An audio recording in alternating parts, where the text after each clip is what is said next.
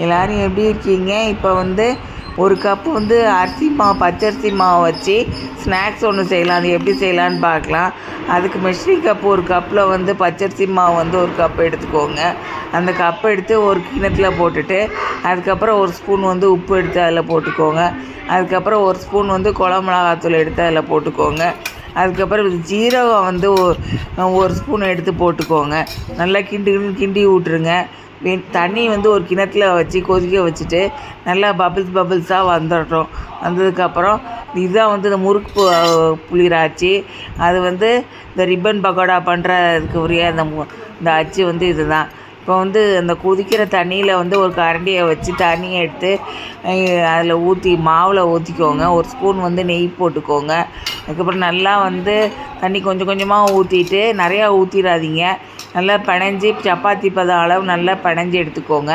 அதுக்கப்புறம் அதில் வந்து நல்லா லேசாக அமுக்கி பாருங்கள். நல்லா அமுங்கி வந்தால் அதான் வந்து பதம். இப்போ வந்து இந்த முறுக்கு அச்சில் வந்து ரிப்பன் பக்கோடா அச்சை எடுத்து இதில் போட்டுக்கோங்க. போட்டுட்டு மாவையும் அதில் போட்டுட்டு எண்ணெய் வந்து கேஸ் ஃப்ளேம் மீடியத்தில் வச்சு கொதிக்க வைங்க. வச்சுட்டு அந்த முறுக்கு அச்சு வச்சு அந்த ரிப்பன் பக்கோடா வந்து போட்டு விடுங்க. இது ஒரு நேரம் ஆச்சு சமையல் தமிழ். சப்ஸ்கிரைப் பண்ணுங்கள். நன்றி. இப்போ நல்லா எல்லோரும் அந்த பக்கோடா முறுக்கெல்லாம் உளுந்துருச்சு அதில் அந்த ரிப்பன் பக்கோடா வந்து அதை வந்து கேஸ் ஃப்ளேம் மீடியத்தில் வச்சு கொதிக்க வச்சுட்டு நல்லா வந்து கிண்டி விடுங்க. நல்லா மாவு வந்து நல்லா கட்டியானதுக்கப்புறம் ஒரு 5 நிமிஷம் கழித்து கிண்டி விடுங்க. கிண்டி விட்டோன்னே நல்லா இந்த மாதிரி வந்துடும்.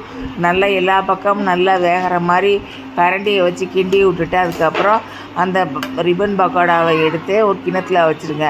அந்த முறுக்கு அச்சில் வந்து கொஞ்சம் மாவு ஒட்டி இருக்கும். அதையும் எடுத்து உருண்டையாக கையை வச்சு சின்ன உருண்டையாக பிடிச்சி அதையும் அந்த எண்ணெயில் வந்து சூடாக இருக்கிற அந்த எண்ணெயில் போட்டு அதையும் எடுத்து வறுத்து உருண்டையாக போட்டு அதை வறுத்து எடுத்துக்கோங்க.